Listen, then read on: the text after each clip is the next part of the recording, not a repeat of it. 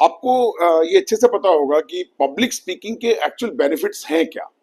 कभी आपने सोचा है कि कभी आप इंटरव्यू देने जाते हैं और आपकी सिर्फ ऑफ लैक ऑफ स्पीकिंग, जो आपको एग्जैक्ट बोलना चाहते हैं, आपको पूरा कैलिबर है आपके अंदर और आप बोलना चाहते हैं और वो बोल नहीं पाते, बता नहीं पाते, एग्जैक्टली अपने आप को एक्सप्रेस नहीं कर पाते, तो आप क्या, कहाँ रह जाते हैं, आप क्या मिस कर जाते हैं, एक बहुत बड़ी अपॉर्चुनिटी मिस कर जाते हैं। तो मैं हमेशा ही कहता हूं पब्लिक स्पीकिंग के अंदर आपको जो अगर बेनिफिट्स आप गिनने लगेंगे ना, बेइंतहा है। कैरियर एनहेंसमेंट उसमें से एक बहुत बहुत बड़ा एक रोल प्ले करता है।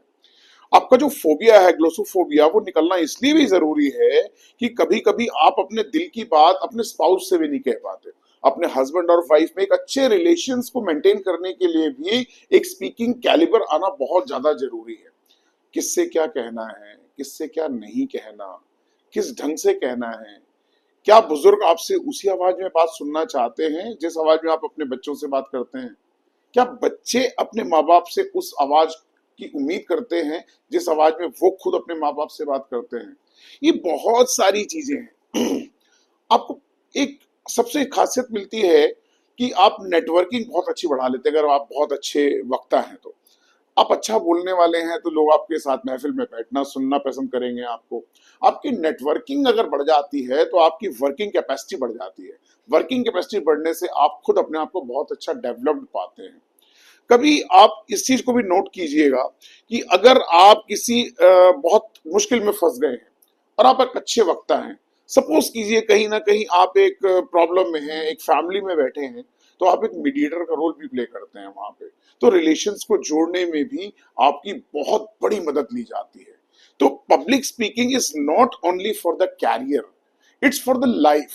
कभी आप अपने आप को उस मुश्किल से बाहर निकालने के अंदर, आप सोचिए, सब कभी कभी ये होता है कि आपको एक जज ने आपको कुछ कहने को कह दिया, लेकिन अगर आपकी वॉइस रूड होगी, आपकी वॉइस वहां पोलाइट नहीं होगी, आपकी वॉइस में वो समझाने का तरीका नहीं होगा, तो आप अपनी बात किसी तक कैसे पहुंचाएंगे अगर आपके पास ये कैलिबर नहीं है तो।